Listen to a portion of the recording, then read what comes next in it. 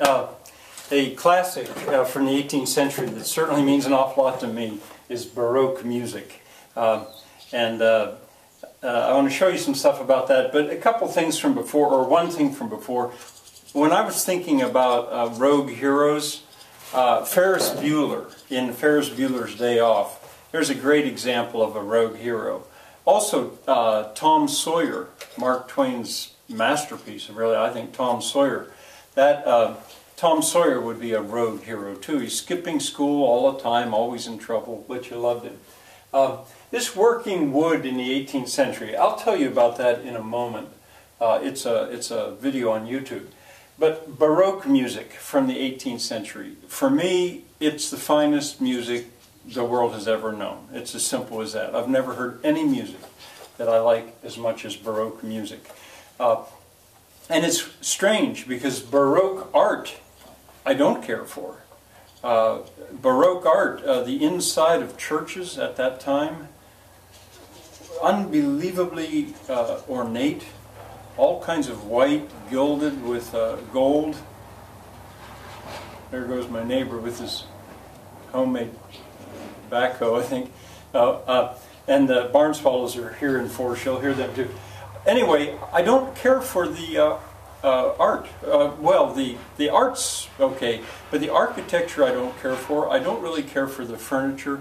All needlessly decorated, it strikes me as. But the music, I love it. I'm talking about the music of Bach, Handel, Vivaldi, and I'll list them, I'll give you their names tomorrow, and others. But what I want to deal with today is a development, really, you could almost say it's science. It's related to the 18th century's attitude towards science. They began to tune instruments in a different way, and it made all the difference. It's called equal temperament, temperament. There may be an A in here. Equal temperament tuning. What it amounts to is you cannot tune an instrument in such a way that it will play perfectly in all keys. The Greeks figured this out. Pythagoras. I mean, this is pretty obscure. I was going to be a music major in college for a while, and I didn't learn about this until much later. But it's important. Pythagoras figured it out, and there's a thing called a Pythagorean comma, or Pythagoras' comma, where he pointed out that if you just tune an instrument and you keep tuning it by what are called fifths, you eventually come to the point where it's not in tune. And so what they have to do, or what they do in modern day tuning, is they spread that problem out into all the keys equally. Then you can play in all the different keys and it sounds very, very good. It may be not perfect, but so good that most people can't hear it. Now, I brought a harp, and I don't play a harp. I think I had this earlier in the year. But I wanted to show you that in an instrument like this, you can play basically in two keys, and the harmony is limited. So back in the Renaissance, that's sort of what you had. What child is this who laid to rest on Mary's lap is sleeping?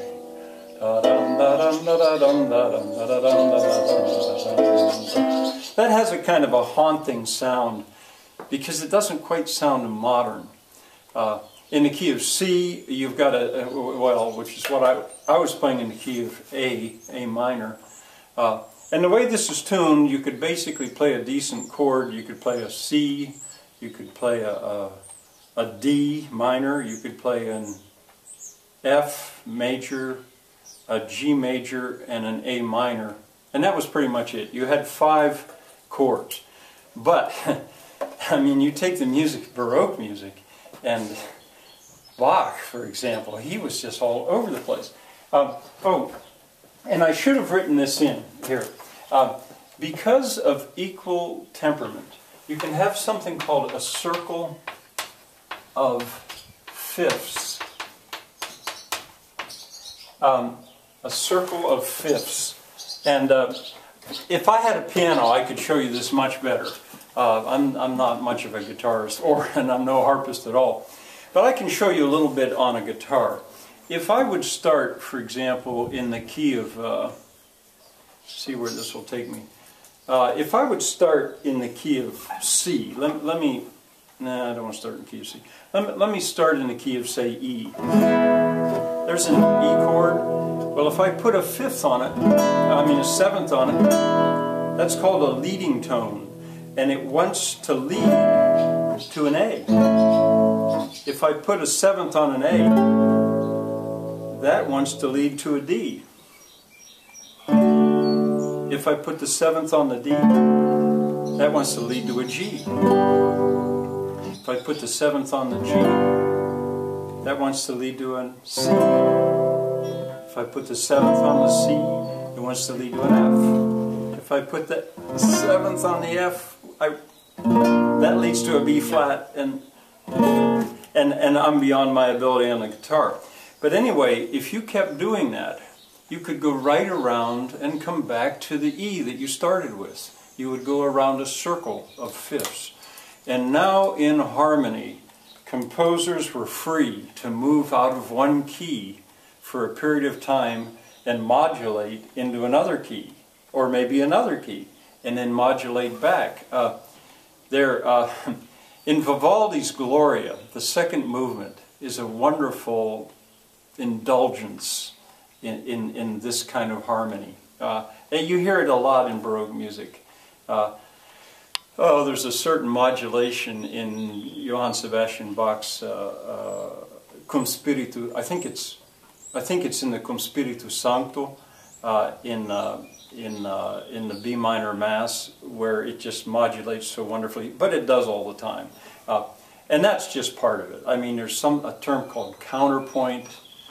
And maybe you have to have the right kind of a mind to listen to Baroque music and really enjoy Baroque music.